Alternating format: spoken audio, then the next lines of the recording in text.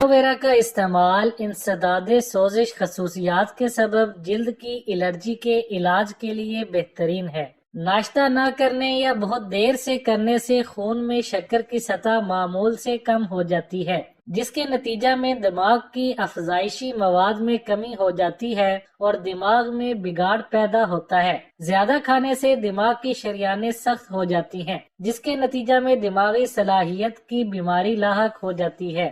آئی pencil کی خوبصورتی کو بڑھانے کا طریقہ۔ اگر خواتین چاہتی ہیں کہ آئی پینسل کی نوک باریک اور صاف ہو تو اسے دوبارہ تراشنے سے پہلے کچھ دیر کے لیے فریز کر لیں۔ اس طرح یہ تراشنے کے دوران ضائع بھی کم ہوگی اور پھیلنے کا خطرہ بھی نہیں ہوگا، اور آپ اسے زیادہ عرصہ کے لیے استعمال کر سکیں گی۔ تمباکو نوشی متعدد دماغی سکڑاؤ پیدا کرتی ہے، جس کے نتیجہ میں انزائمز کی بیماری ہو سکتی ہے۔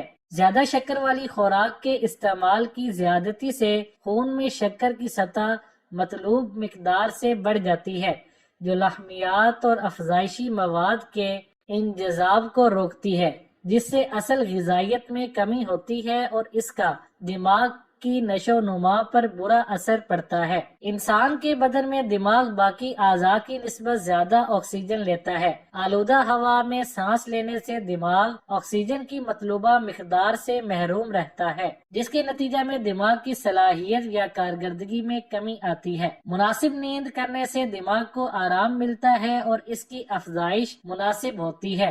نہ سونا یا بہت کم سونا دماغ کی خلیوں کے فنا ہونے میں سرعت پیدا کرتا ہے۔ بیماری کے دوران دماغ کا زیادہ استعمال، یعنی زیادہ باتیں کرنے یا کتاب پڑھتے رہنے سے دماغ کی تاثیر کم ہوتی ہے اور دماغ پر مزید برے اثرات مرتب ہو سکتے ہیں۔ نشاط انگیز غور و فکر دماغ کی غذا ہے۔ اس سے احتراز دماغ کو سکیڑ دیتا ہے۔ گرمیوں کے موسم میں تربوز کا استعمال صحت کے ساتھ ساتھ روح کو تازہ رکھنے کے لیے مفید تو ہے ہی، لیکن ساتھ ہی ساتھ اس کے بیج کے بھی بے شمار فوائد ہیں۔ ماہرین کی جانب سے کی گئی ایک تحقیق کے مطابق تربوز کے بیج دل کے امراض کے ساتھ ساتھ ذیابیطس اور جلد کے لیے بھی مفید ہیں۔ تحقیق کے مطابق تربوز کے بیج میں شامل آئرن، پوٹاشیم اور وائٹامن بالوں کو مضبوط بناتا ہے اور چہرے پر موجود داغ دھبے دور کرنے میں مدد دیتا ہے۔ ماہرین کا کہنا ہے کہ اکثر افراد تربوز میں سے بیج نکال کر پھینک دیتے ہیں کیونکہ وہ اس کے فوائد سے لا علم ہوتے ہیں۔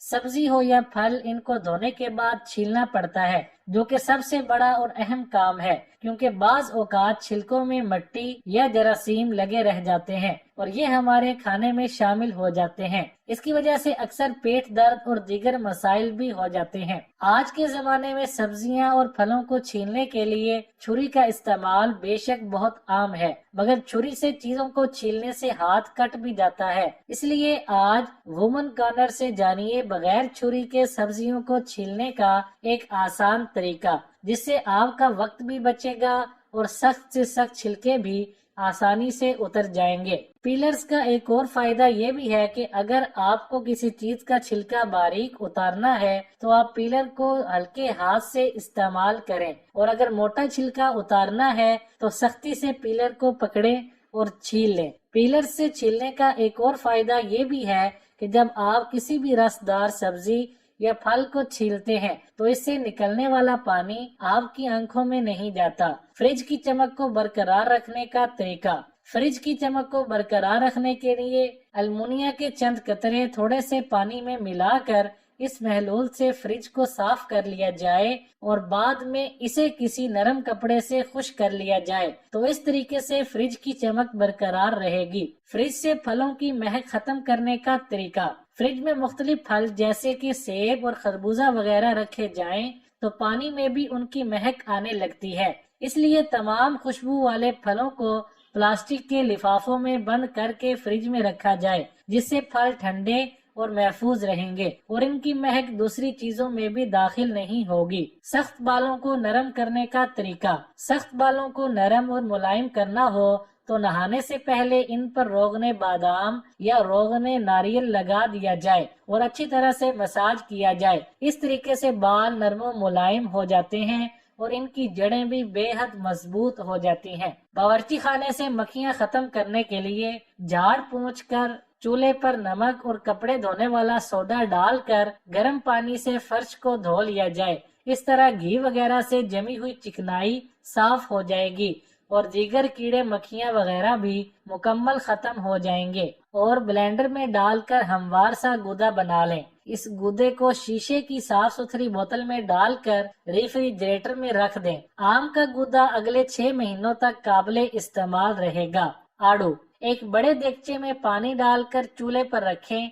पानी उबल जाए तो आड़ू इसी खोलते हुए पानी में डालकर पकने दें। किसी बर्तन में ठंडा पानी और बर्फ डाल दें और 2 से 3 मिनट आड़ू को पकाने के फौरन बाद बर्फ के पानी में डालकर आड़ू का छिलका उतार कर टुकड़े कर लें। बर्तन लें और इसमें आधा गिलास पानी डालकर थोड़ा सा नमक या आधे नींबू का रस मिलाएं। फिर एक बड़ा चम्मच शक्कर मिलाएं और आड़ू के टुकड़े अच्छी तरह इस मिक्सचर में मिला लें। फिर एक एयर टाइट बैग में आड़ू के टुकड़े मिक्सचर समेत डालकर फ्रीजर में रख दें।